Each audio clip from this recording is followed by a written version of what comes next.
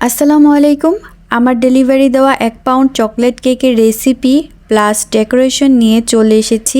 এই রেসিপিটি ফলো করে যদি আপনারা ট্রাই করেন অবশ্যই আপনাদের কেক পারফেক্ট হবে ইনশাল্লাহ। চলেন তাহলে শুরু করা যাক। প্রথমে শুকনো উপকরণগুলো চেলে নেব, তাই একটা বাটিতে হাফ কাপ ময়দা নিয়ে নিলাম, 1 টেবিল চামচ কর্নফ্লাওয়ার, 1 টেবিল চামচ কোকো পাউডার, অবশ্যই একটি ভালো মানের কোকো পাউডার ব্যবহার করতে হবে।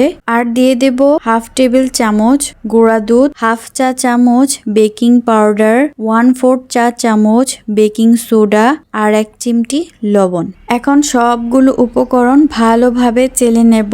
চেষ্টা করবেন 2 থেকে 3 বার চেলে নেওয়ার, এতে করে কেকটা সফট হবে। আমি এখানে 3 বারের মতো চেলে নিয়েছি। আর চালা শেষ হয়ে গেলে সবগুলো উপকরণ ভালোভাবে মিশিয়ে এক পাশে ঢাকনা দিয়ে ঢেকে সাইডে রেখে দিব। আর এখানে আমি 2টি বড় সাইজের ডিম নিয়ে নিয়েছি। ডিমের মধ্যে হাফ কাপ চিনি অল্প অল্প করে দিয়ে বিট করে নেব। আর এখানে দেখতেই পেলেন হাফ কাপ থেকে কিছুটা কম চিনি নিয়েছি, কারণ কাস্টমার আমাকে আগেই বলে দিয়েছে মিষ্টিটা যেন একটু কম দেই, তাই সামান্য চিনি কমিয়ে নিয়েছি। আর এখানে আমি মিডিয়াম স্পিডে বিট করে নিচ্ছি ডিম আর চিনি। অবশ্যই মিডিয়াম স্পিডে বিট করে নিতে হবে, এতে করে ডিমের ফোম পারফেক্ট ভাবে হবে। যতক্ষণ পর্যন্ত আমার ডিমের ফোম পারফেক্ট ভাবে না হচ্ছে ততক্ষণ পর্যন্ত আমি বিট করে নেব। বিট করতে করতেই দেখতে পাবেন ডিমের কালারটা চেঞ্জ হয়ে আসছে। বিট করতে করতে আমার ডিমের ফোমটা হয়ে এসেছে। যখন দেখবেন ডিমের ফোমের উপর কিছু লিখলে বোঝা যাচ্ছে তখনই বুঝবেন ডিমের ফোম পারফেক্ট হয়েছে। এর থেকে বেশি বিট করা যাবে না, এতে করে কেকটা চুপসে যেতে পারে। এখন এর মধ্যে 2 টেবিল চামচ রান্নার তেল দিয়ে দিলাম, আর দিয়ে দিব হাফ চা চামচ চকলেট ইমানশন দিয়ে একদম লো স্পিডে 20 সেকেন্ডের মতন বিট করে নেব। এর থেকে বেশি করা যাবে না, ভিডিওটা অনেক বড় হয়ে যাবে, তাই ভিডিওর স্পিডটা বাড়িয়ে দিয়েছি। এখন সবগুলো উপকরণ 3 ধাপে আলতো হাতে একটি স্প্যাচুলা দিয়ে মিশিয়ে নেব।